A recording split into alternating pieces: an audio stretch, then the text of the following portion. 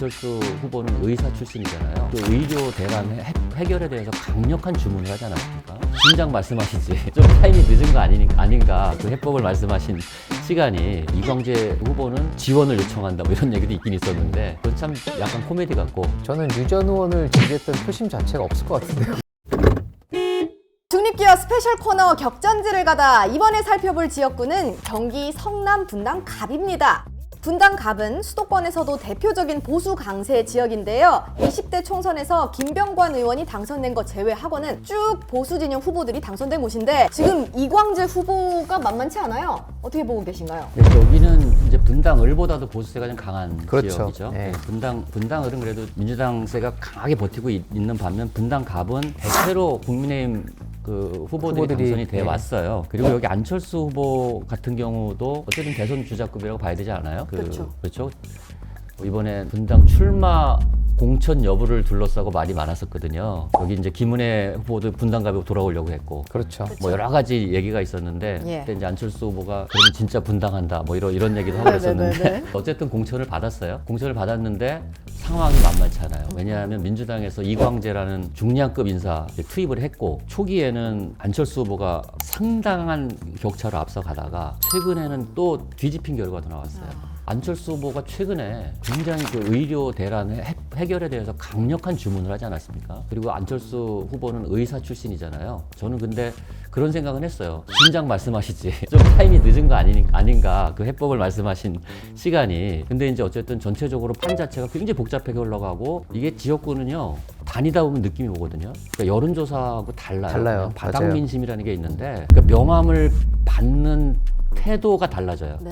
후보들은 그걸 느끼죠. 그러니까 다니면서 실시간으로 느끼는데 위기다 뭐 이런 느낌을 받으신 것 같고 네. 또 최근에 이제 여기 개혁신당의 류호정 후보가 나왔다가 후보 등록을 안 했죠. 그렇죠. 후보 등록을 안 했죠. 선언만 했다가 선언만 했다 포기했죠. 포기했어. 그래서 예. 최근에 뭐 그런 얘기도 있긴 있었어요. 이광재 그 후보는 지원을 요청한다 뭐 이런 얘기도 있긴 있었는데 그건 참 약간 코미디 같고 어쨌든 판세 자체는 굉장히 복잡하게 흘러가고 있다 이렇게 네. 볼 수 있습니다. 우리 분당 갑이 사실 21대 총선에서도 엄청난 격전지 중에 하나였어요. 김은혜 후보가 당시에 한 7만 8천 표 정도 얻었었고 김병관 후보가 7만 7천 표 정도 얻었어요. 거의 1%도 차이가 안 났어요. 그때 거의 한 0.7% 정도 차이 난 건데 거의 용산만큼 접전이었어요, 이 동네가. 근데 21대 총선이 민주당이 180석 한 총선이에요. 그러니까요. 네, 그래서 그래요. 그러다 보니까 이 지역에서도 확 밀리는 경향이 있었는데 그러면 반대로 이번 선거 때는 국민의힘 지지층들이 좀 탄탄하게 결집을 했어야 맞는 선거인데 지금 또 그렇지도 않단 말이에요. 그쵸. 그러니까 그만큼 수도권에서 지금 민심이 굉장히 안 좋다. 21대 총선도 국민의힘이 폭망한 선거거든요. 이번 선거 흐름도 그때 못지 않다. 이걸 보여주는 게 분당 갑과 분당 을 지역구의 지금 판세다. 이렇게 볼 수 있겠습니다. 심지어 안철수 후보는 친윤 후보라고 분류도 안 돼요. 왜냐면 그쵸. 거리가 대통령이랑 있죠. 어느 네. 정도 거리두기를 해왔기 때문에 그쵸. 그리고 본인의 인지도 자체가 사실 대선 주자급이기 때문에 그러니까 여기서 만약에 안철수 후보가 진다.